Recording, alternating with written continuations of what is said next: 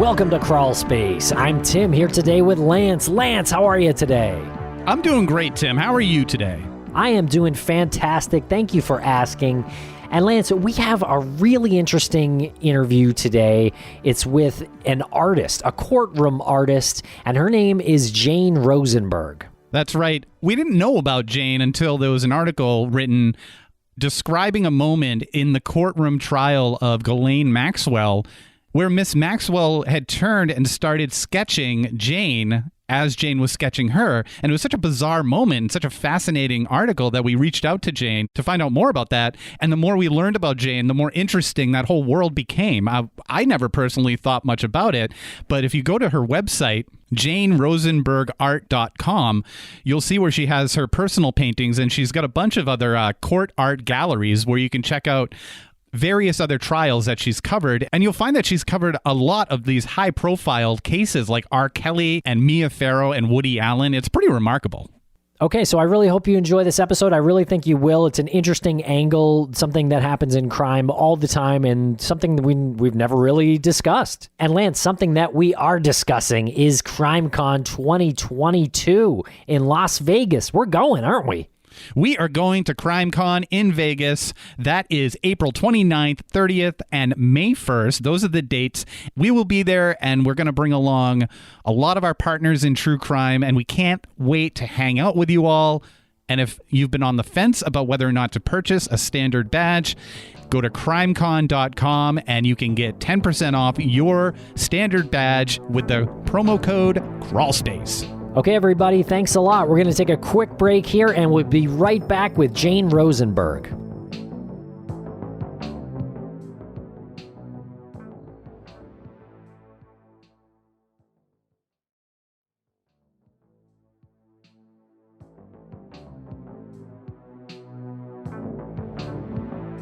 Welcome to the podcast, Jane Rosenberg. How are you today? I'm good. How are you?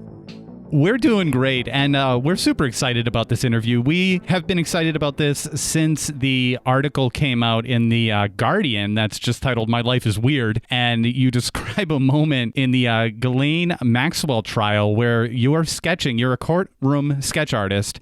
You are sketching her, looking at you, sketching her, and she's sketching you back, which is... It's unusual, but it's actually not the first time it's ever happened to me. It did happen right before Ghislaine. There was another trial where the co-defendant was sketching me as well. So I thought maybe something happened during pandemic and I started to look very sketchable or something, because 2 in a row suddenly. Plus, about 35 years ago, Eddie Murphy sketched me.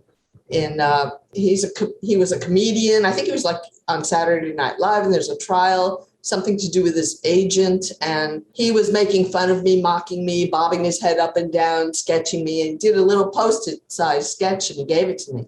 I have it in my apartment somewhere. This is amazing. And we really want to get into all of these fascinating stories, but tell the listeners a little bit about yourself. You are an artist and you got involved in courtroom sketching. How did it all begin? In the crib, my mother said I used to peel crayons all the time, endlessly, hours and hours of peeling crayons. And I think I'm still doing that, only I'm peeling pastel chalks instead of crayons. So it began there. I was always interested in art. I did go to college and majored in art. I was a struggling artist for many years. I couldn't figure out what to do. After college, I went to the Art Students League. I studied portraiture.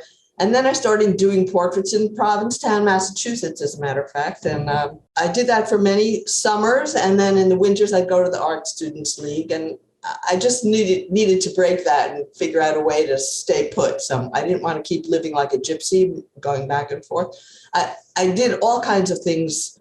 I drew on the sidewalk with chalks. I did copies of Rembrandt and Vermeer on the sidewalk with a hat out. And I just couldn't figure out what I was going to do to make a living. So then I went to a lecture at the Society of Illustrators by another courtroom artist. And I decided I want to do this. I'm going after it. I took a look in the mirror and I said, this is what I want.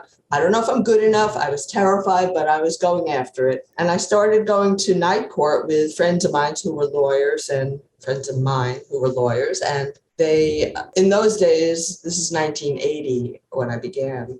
There were a lot of prostitutes being arraigned in night court at 100 Center Street, and I did sketching, and I was putting together a portfolio, and I asked the court officers, where do the artists sit when they come? What do they bring? I had a million questions for them. They said, oh, come next week. We'll let you sit in the jury box with the other artists. It's a high-profile case. So I went to court that day and sat. There were two other artists. One had Fox on his portfolio, and I didn't know who the other one was. And I did my sketch, and I came home, and I just decided I have to try to sell it. I called the startup company back then, which was CNN. They were just a startup company. And they said, oh, we had an artist there. So I thought, oh, now I have to call one of the big three. And I called NBC. They said, come in, show us what you've got. And I did that. They used it, put it on TV. I went home and watched it on my little black and white TV, called my parents and said, I'm on TV. I was very excited. So that's how it all began, being a courtroom artist. That's fascinating. I didn't even know I was so fascinated by this until I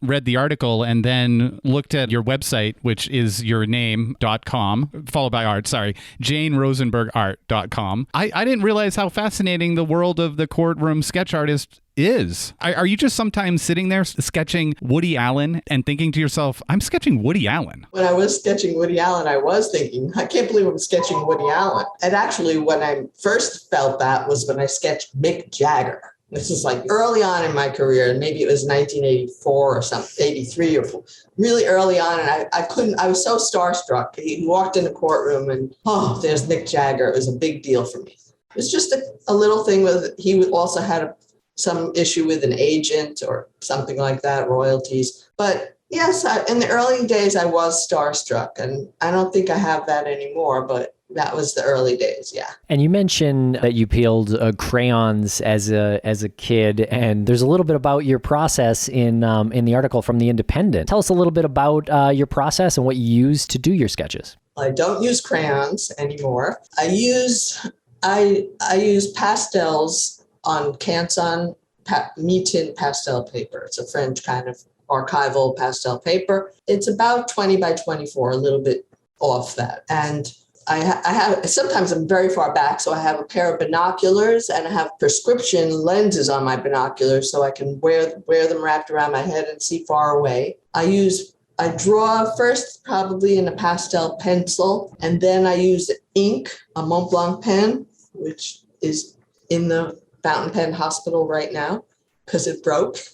And then I use pastels, which I have a lot of. I dig in a box that I built 40 years ago, a box of pastels that fits on the bench next to me. I actually now, since pandemic, ordered a lot more pastels because I had started doing some work on my computer at home and had a lot more space. So I started buying and ordering more colors, and I got used to having more. So in pandemic seating in the courtroom, I'm at least 6 feet apart from people, so which gives me more room to bring in more colors. So now I have a box to my right, my old box with the little stubs in it, and then I have some new pastels on my left side, which takes up space. I take up a lot of space. I think people get unhappy with that, but too bad. During pandemic, it's okay. In the old days, I'd be right on top of the artist right next to me. Literally, our paths could overlap. But now I have more space because they don't want everybody right on top of each other with COVID.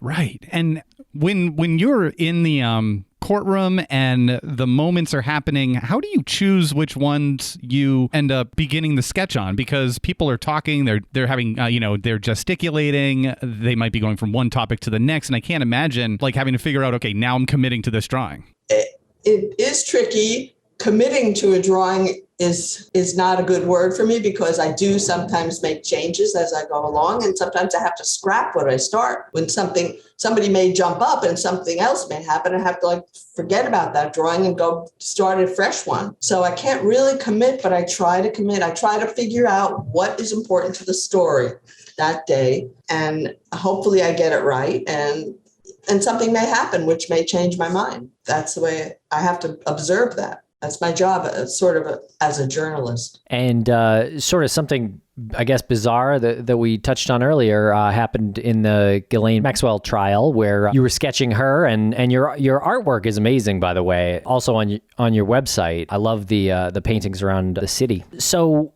Ghislaine was staring right at you, sort of connected with you. Okay, I'll tell you about that day. That actually started, sketch was done during a pre-trial hearing, which was a couple of weeks before the actual trial began. And in the pre-trial hearing, I was seated in the jury box in a different courtroom. It was this tiny courtroom.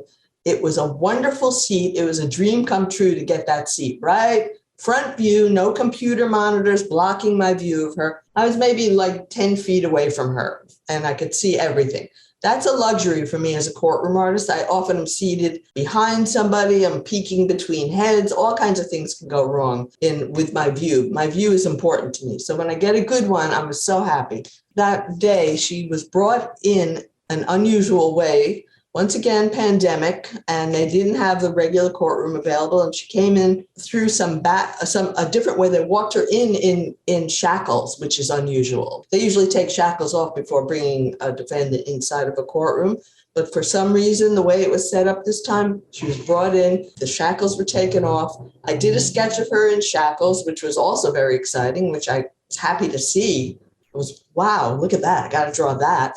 And then she sat down after the shackles were off and started, she saw I'm right there in front of her. And she saw I'm sketching and she decided to sketch me too. And I wasn't going to let it throw me off. I know now that it went viral because I don't do social media, but other people have told me.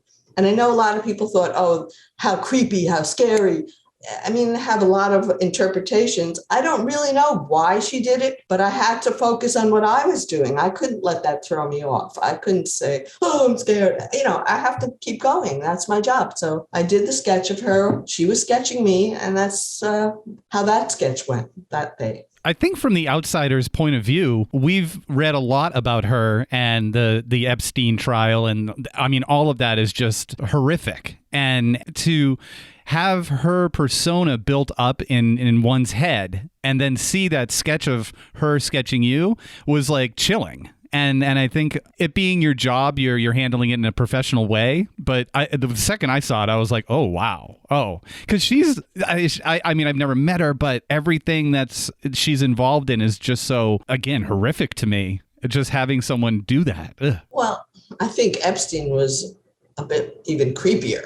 Oh, absolutely. He was horrific. I mean, Ghislaine didn't come off to me when she entered a courtroom. I didn't know all the facts yet. I hadn't heard testimony yet. I mean, this is this woman. She's slightly built. She's not, she's thin, tall, slender, elegant looking.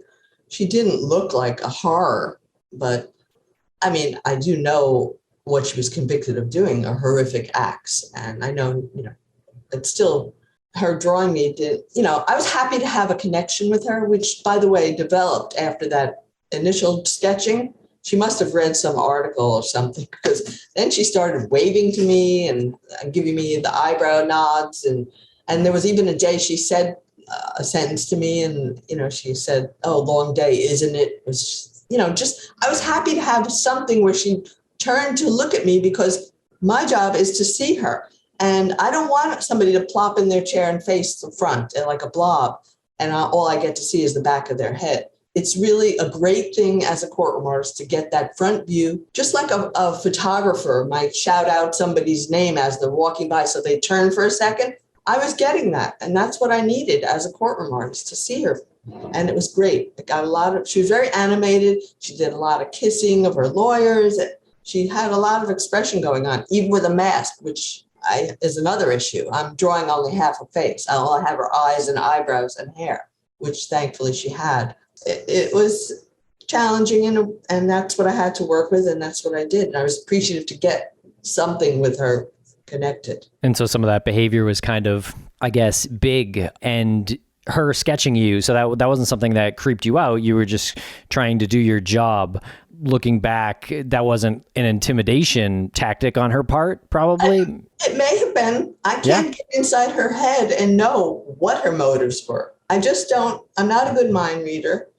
I don't know what her reasons were. Maybe she just likes art. As a matter of fact, she had twin sisters in the courtroom, and both of them did sketching as well. They always brought a little pad, did tiny little sketches. I actually looked at one. Wasn't that bad. It was a teeny tiny profile of one of the lawyers who was in the well at the moment.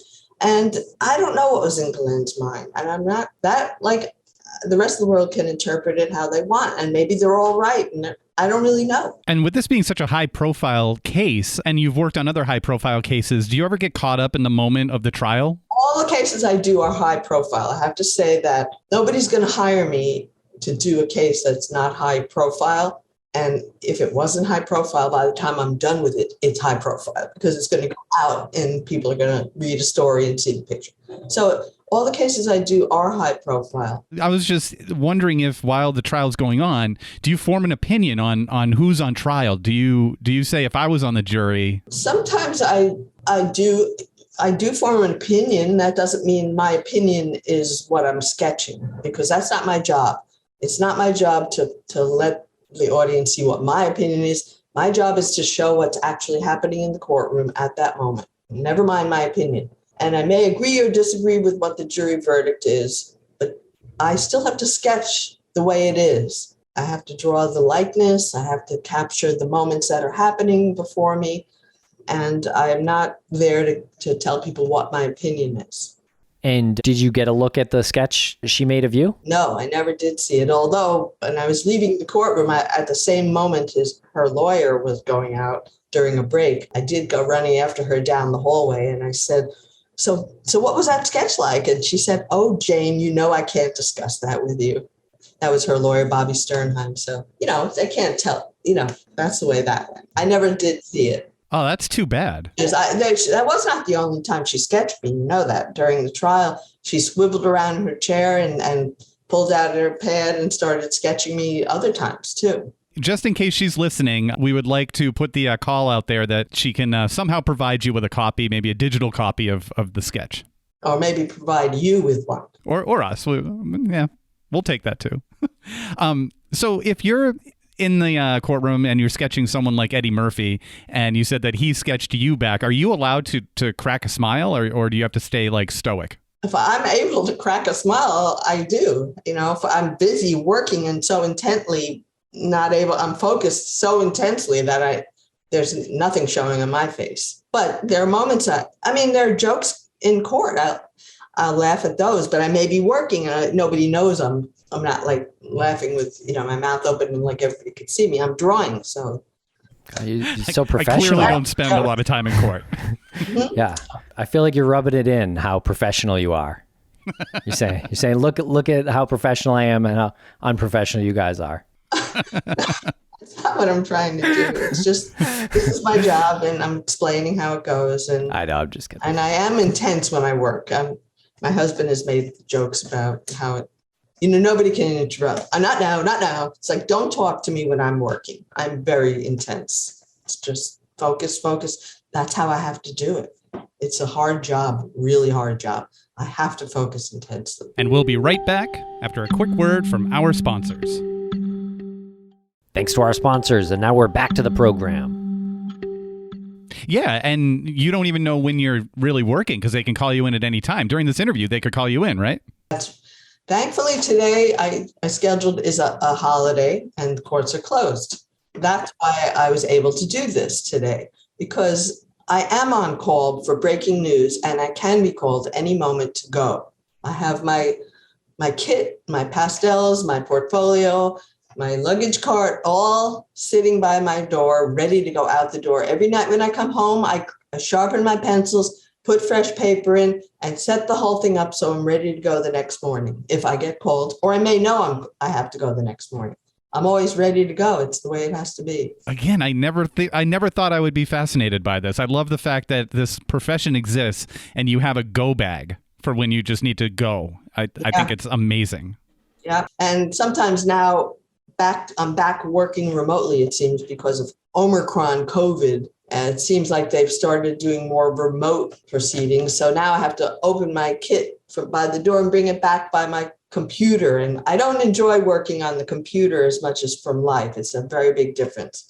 I really prefer live work, live drawing is what I like. Yeah. And how does it work virtually? So you're over Zoom or something? Yeah, I get a link and I have to sketch on my computer, get dust all over the keyboard and everything. And that's how virtual works. Oh, I did the whole R. Kelly trial in an overflow room. I never was allowed to be present inside the courtroom. I had to go to court every day, sit in an overflow room and watch the proceedings on one of two large television monitors. And it was blurry and hard to see. And that was what I had to do. It was what I had to work with. I couldn't get in until the day of the verdict. They let me go inside the courtroom. But I had never been in the courtroom before that. It was pretty exciting to get in finally. It's a very different thing to work virtually than to work from life. Yeah, I'm sure it makes it more difficult to develop an honest sketch, which is, what you're trying to do. I had only one. My view was what the photographer gave me or what the camera gave me. It wasn't what I see looking around. So that's all I had to work with. And not only that, it's usually very blurry. So I can barely make features out. It's really a big struggle for me. And I don't want to lose the lead on that. You just dropped in the nugget of being at the R. Kelly trial. What was it like getting that call? That's the way. So I didn't just get a call out of nowhere and that this trial is coming. The arraignments are where I get those crazy calls. Go now. Somebody was arrested. The trial, everybody knows it's coming up. There's a date in place.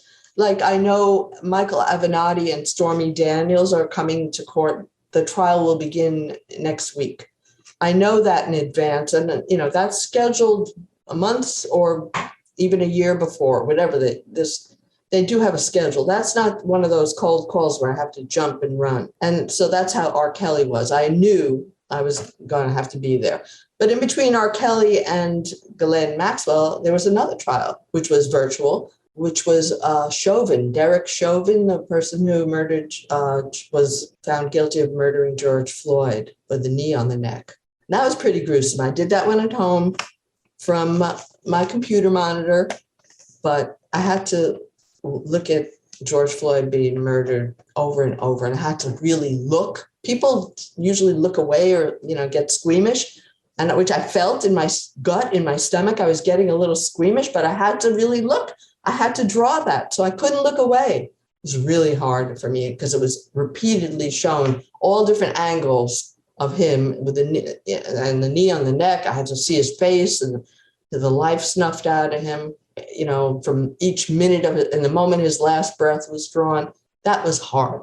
Sounds rough. And you had to do sketches of that video? That's right. Every day, over and over. Same thing. Him being rolled over and put in an ambulance, every bit of that. Because that was what the trial showed. They kept showing videos because that's how they got him. With bystanders took videos from their cell phones and they kept repeatedly showing them. They were from different angles. And how many sketches in a day do you do? I'm going to say on a trial, full day when I'm, a full day of, it's very different when if it's an arraignment, I'll do probably just one sketch. But if it's a trial that goes the full day, I'm going to roughly say 6 to 8 in a day. Generally 7, 6, 7, 8. I don't know. It depends how many witnesses there are and how long the same witness is on the stand. If one witness is there all day, and sometimes they're there for a few days, that happens in some trials.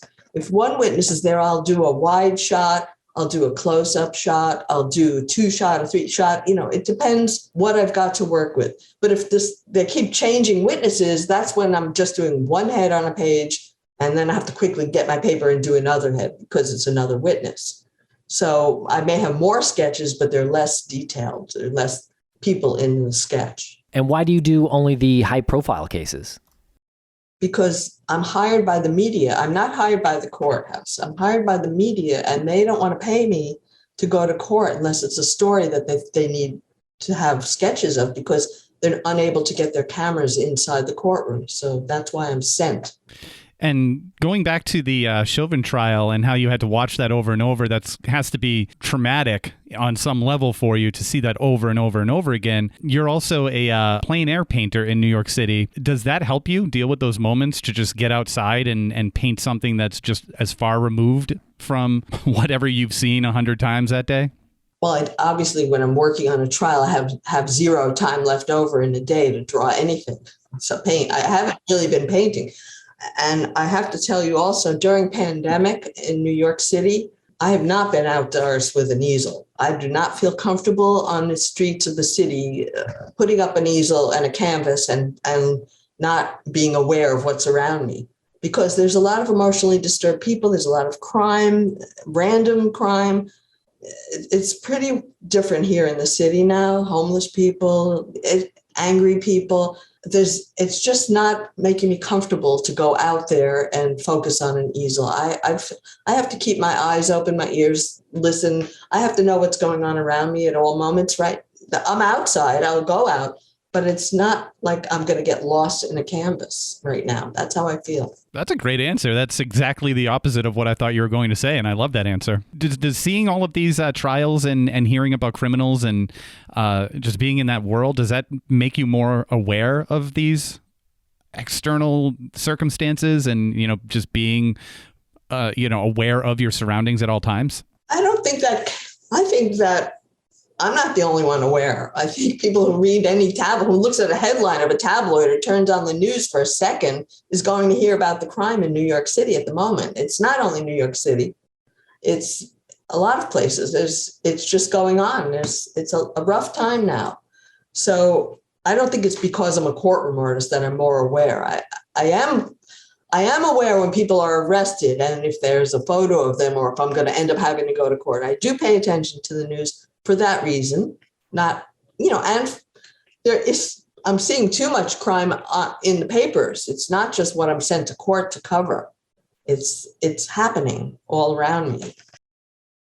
And as far as your job is concerned, when you're doing sketches, I guess maybe it makes it easier. It's more something to grasp onto when the person is expressive in some way. I'm sure Stormy Daniels and Avenatti's trial will probably fit that in that folder. But was Ghislaine's like that as well? Oh, she was very expressive, and that was great for me. She had a lot going on. I don't expect that to be happening in Avenatti. I've sketched him before. He just kind of sits there. As a lawyer, he was animated, but now he'll be a defendant. So I don't expect a lot of, he's not going to be hugging and kissing his lawyers. I'll tell you that. And Ghislaine Maxwell did offer me a lot of activity. She'd walk in the courtroom, immediately hug. She hugged everyone on her team one by one. Everybody got a hug, a kiss. She sat down. She'd turn around in her chair to face maybe her family or the audience to see what's going. She wasn't just sitting there quietly like a lump. No, Ghislaine did a lot.